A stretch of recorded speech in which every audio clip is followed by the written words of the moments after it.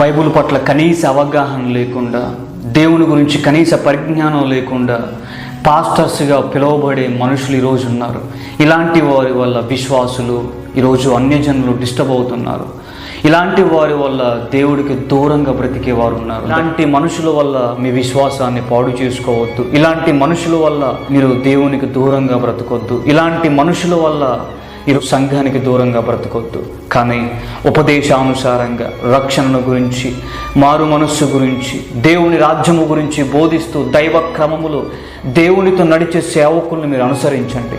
వారి సంఘాన్ని వెతికి ఆ సంఘంలో పాలిభాగస్తులా ఉండి, కానీ నచ్చినట్టుగా బోధిస్తూ ప్రకృతి సంబంధులైన పాస్టర్స్ని మీరు అనుసరించొద్దు. వీరిని బట్టి మీ విశ్వాసాన్ని పాడు చేసుకోవద్దు.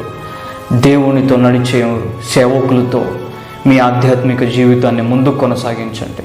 God bless you all. Stay in God.